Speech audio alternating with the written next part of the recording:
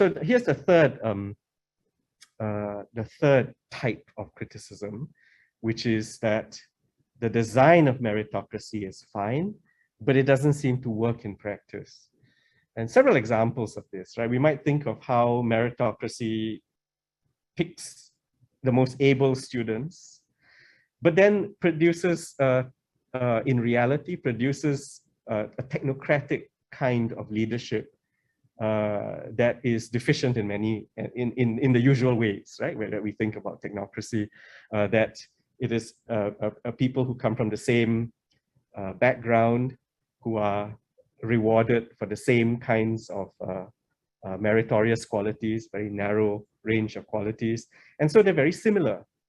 They think in the same way. And when they think in the same way too much, then you're going to get blind spots, and you're going to get an attitude to blind spots, right? Which is that either you genuinely cannot see what's in the blind spot, or you know that there are blind spots, but you make a calculation that let's ignore them, because if something bad happens, we can afford the cost of dealing with problems that come up in the blind spot. So you have that sort of situation.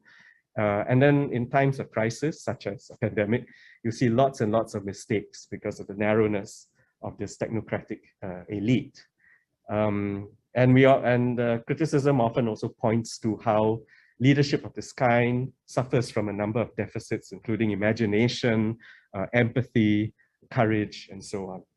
So that's one set of criticisms. Another has to do with the knowledge-based economy, what we used to describe as the knowledge-based economy in the 1990s, 2000s. And the question that's often asked today in the context of why it is we're so dependent on foreign talent in Singapore is, why is it that we can't supply our own talent from within the system if our education system is so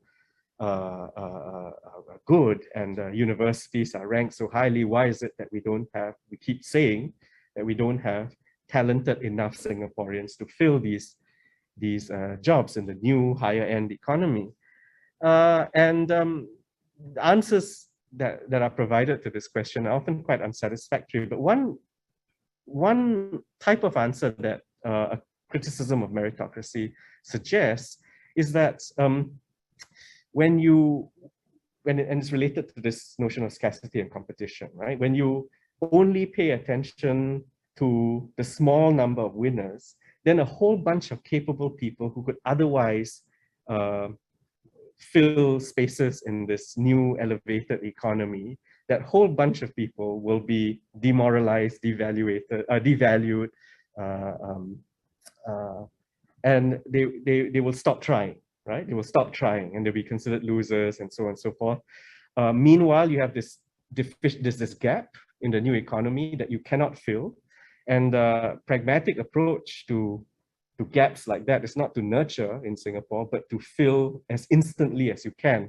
And so to fill those gaps means to rely on the importation of foreign talent immediately. It might also say something about merit, right? That our sorting mechanism is not identifying the right kind of qualities that the new economy needs. So it's a problem with how merit is defined in Singapore's meritocracy. It's kind of, the winners are not the right kind of winners for the new economy, that sort of problem. Then I won't go into it too much, but there are other issues, right? So we think of the design as, one that sustains social mobility, but then in reality, we see rising inequality of many kinds. We see that sense of social immobility, whether it's in the data, the Gini coefficient, or whether it's in this lived experience that people have, right, of their prospects in an expensive place like Singapore. You see also the contradiction between the notion of competitiveness, the value of competitiveness, but then a political system that is utterly uncompetitive, where a party dominates over so many decades. And then it becomes very obvious to citizens why that is the case, because of the advantages of incumbency, because of the manipulation of the rules of the game, all legal, but still manipulative of the rules of the game, the bullying that the incumbent party practices against its opponents, and so on. And so it's that sort of problem, right? The design is great, but what appears in practice is far from desirable.